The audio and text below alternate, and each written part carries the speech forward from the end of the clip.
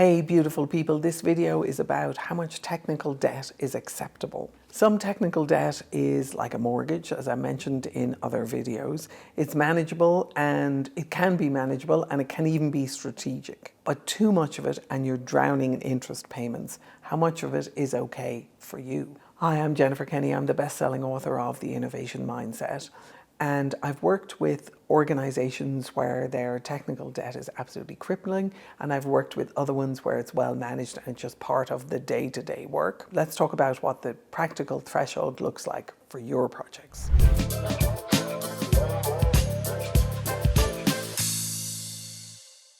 The metaphor of technical debt being like a mortgage is actually a really useful one. You could also think about it as being like personal debt.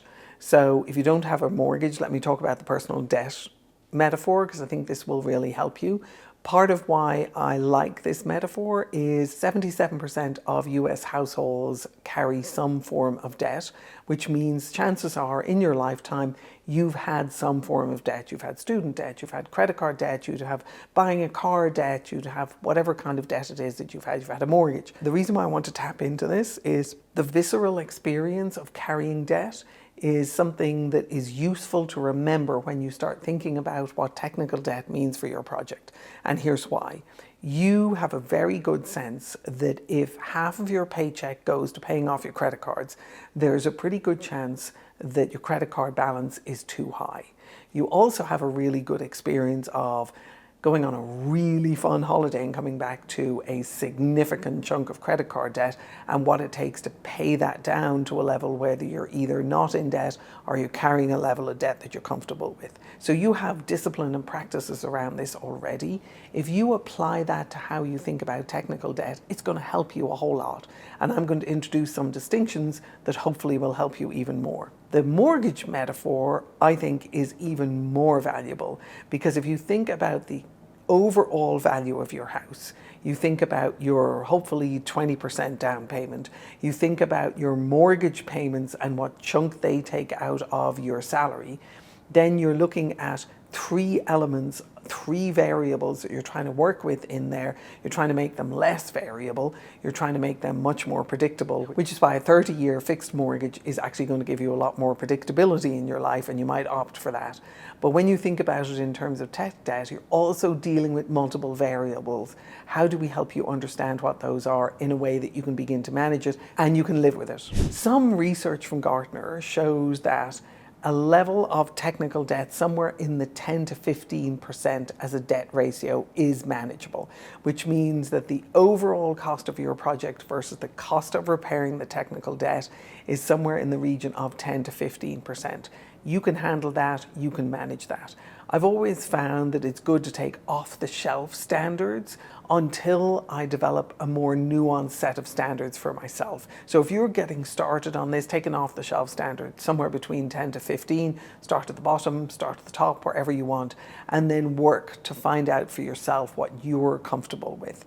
The same way as personal debt and mortgage debt is very personal in terms of your comfort level and your risk tolerance, technical debt as a project lead is going to be something similar. Now, your organization may be sophisticated enough that the CFO has particular standards in there, but the fact that you're asking that question is going to be a really good indicator for the CFO that you have an understanding and a handle on this. If they don't, that's going to be something you're probably going to develop with your CFO, and if they do, that's something that you're going to have to adhere to. If your tech debt is above 20%, there's a serious chance that you are not only reducing your innovation and your innovation capacity, but that you're also setting yourself up to get into more technical debt over time. And the reason for that is that level of technical debt points to a lack of standards in other areas, a lack of quality standards, a lack of code management standards, a lack of code reviews and documentation standards. And what that means is that that's just going to continue to erode the value of your project over the lifetime of the project. The idea of technical debt was coined by Wade Cunningham in 1992, and it's proven for sophisticated project managers and project leaders managing large, complex projects as a very useful tool to be able to understand the level of risk that they are taking when they make trade-offs between features and functionality versus debt that they are getting themselves into. There are a number of factors that can influence your risk tolerance. One of them are industry regulations. Certain industries, particularly in the health sciences space, in biotech and pharma, have quite strict regulations about the amount of debt a project can be in. They don't necessarily refer to it as tech debt the same way software developers would do, but they still have the same concept. The amount of debt that a project can be in for it to be considered viable. Speed to market demands are always going to be the trade-off between your ability to be able to deliver features and functions and your ability to be able to manage your debt. The more that you can introduce your internal customers and your customers that you're delivering your code to, who are your internal customers, are your business customers, the more that you can introduce them to the understanding of tech debt, your management of tech debt, your tech debt ratio thresholds, the more they can understand that and the more they can understand the business impact of that, the better chance you have of managing it, because they are going to help you manage it rather than just constantly beat the drum for more features and functionalities.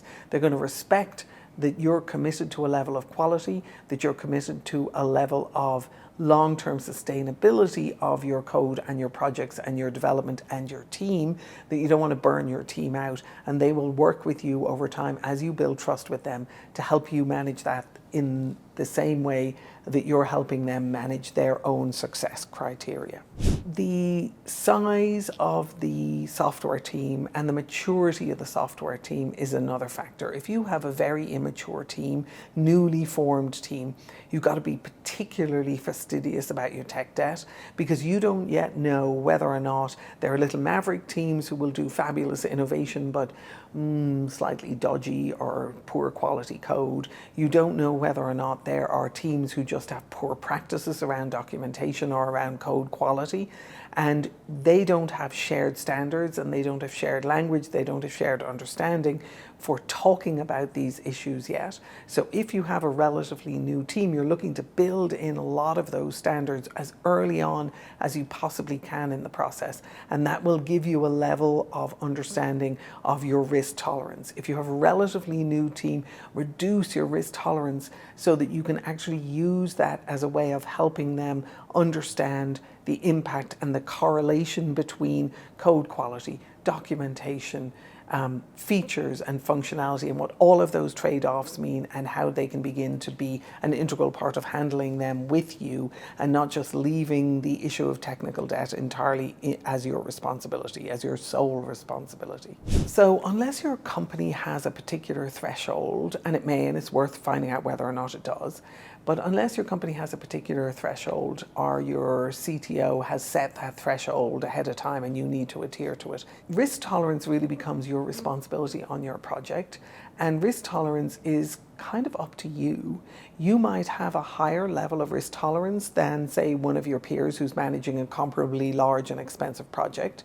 But I would strongly recommend that you start looking for yourself as to what your risk tolerance is, and really begin to start putting some core metrics around that and start managing your tech debt ratio. I would err on the side of being conservative with this. Again, for the reasons I mentioned earlier, the maturity of your team, the maturity of your team's practices around managing this, the maturity of your team's practices around engaging with your customers, building trust with your customers, managing scope with your customers, managing features and functionality, being able to negotiate, co-design and co-invent those features and functionality in a way that is also mindful of tech debt and helping manage tech debt. Until that becomes a recurring conversation with your development team, and I have met very few development teams where tech debt is an ongoing part of the conversation.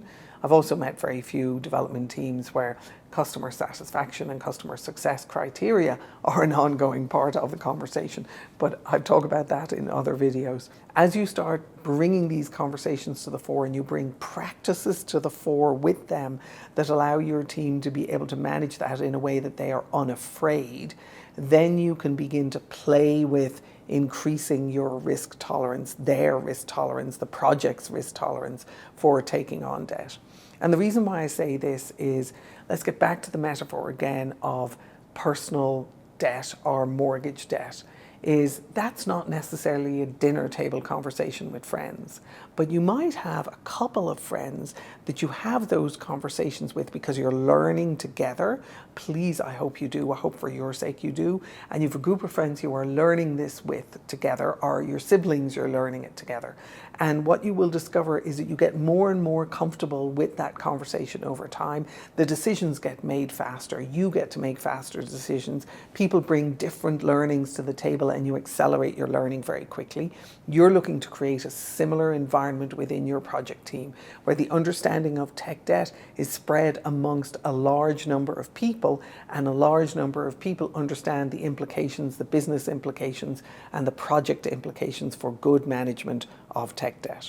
Once you begin to get a handle on how much tech debt is acceptable for you, for your project, in your company, in the context that you're working in, and for the maturity of your team, you want to be able to keep it within a range. Now, my experience is that range has blips and that range has drops, and you should pay attention to the blips and absolutely celebrate the drops when you learn to make some progress on reducing it.